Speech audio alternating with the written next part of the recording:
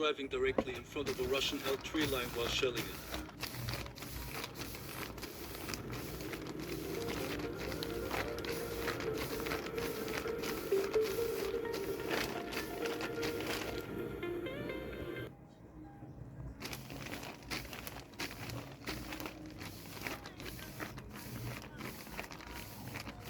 Maya Raila alikuwa beautiful. Hiyo ni Mary. Huyu ni mama ya Raila. Alikuwa mrembo. In this drone video, a Ukrainian observation drone closely monitors a Russian MRAP moving along a road in the Kursk region. It was en route to a vehicle wreck site where a Russian BTR had previously crashed, aiming to evacuate the infantry at the scene and likely tow the damaged BTR back to a secure location. However, as you can see, this attempt was disrupted by an incoming Ukrainian FPV drone targeting the MRAP.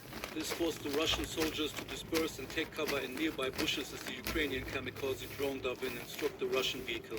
Notice how the fire following the explosion was severe enough to spread over to the BTR.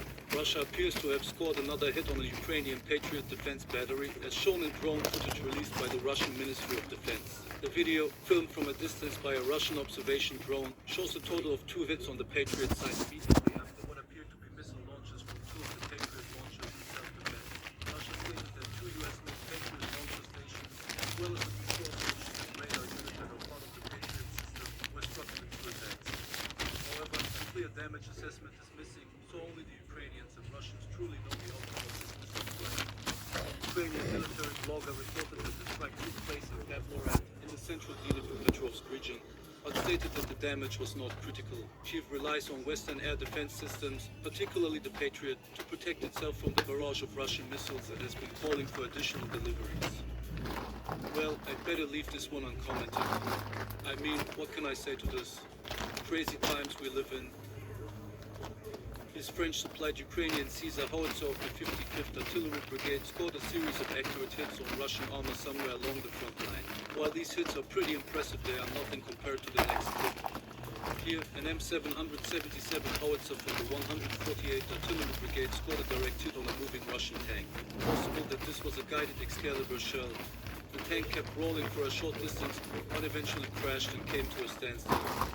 In this clip, a Ukrainian drone drop targeted a Russian UGV from above. The drone successfully hit the unmanned ground vehicle, causing it to catch fire shortly afterward. Despite being engulfed in flames, the UGV continued to move. After coming to a halt for a short time, it also began to move once again.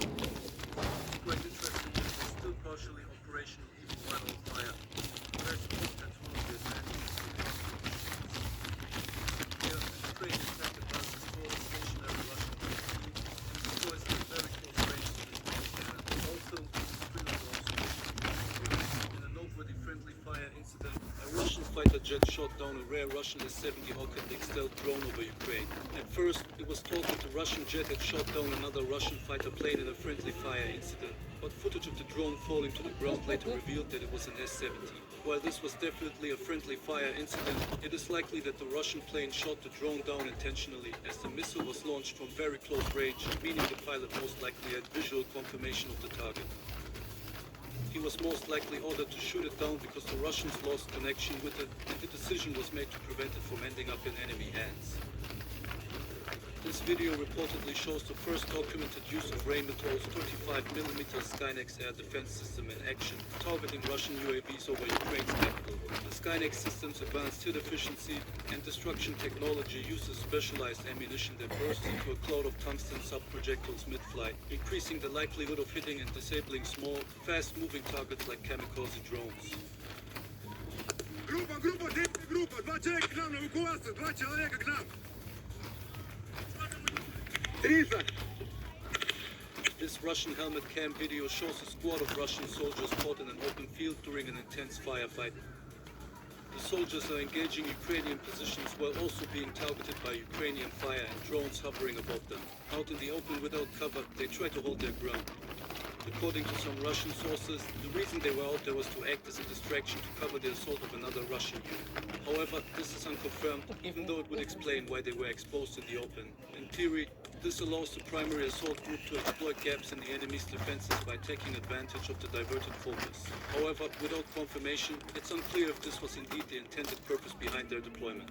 Without natural or artificial cover, troops are fully exposed to direct fire from small arms, machine guns, snipers, and even indirect fire like mortars or artillery. In an open area, there is no immediate protection from incoming rounds, which forces soldiers to rely on quick movements or lying prone to minimize exposure, though these actions offer only limited protection. In modern combat, exposure to aerial surveillance, particularly from drones, further increases the danger. Drones can easily detect troops in open terrain and relay precise coordinates back to artillery or mortar teams, adding significant risk. Being in an exposed position restricts soldiers' ability to maneuver effectively. Options like advancing or moving laterally often mean exposing themselves further, increasing the chance of being hit.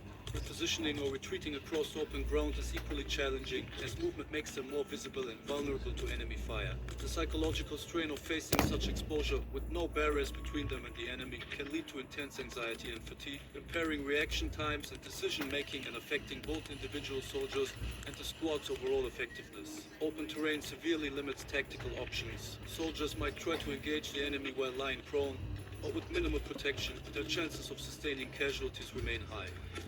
That's why it's no wonder that this soldier ended up with 33-year-old male found dead a few days ago. Someone amongst them is our killer.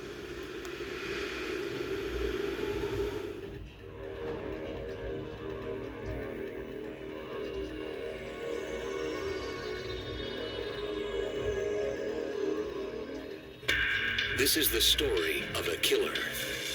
A man so elusive, he slipped from the law's grasp a half-dozen times. A chameleon, constantly changing identities, allowing him to kill across 3 different countries. Close on his trail, a global crime-fighting organization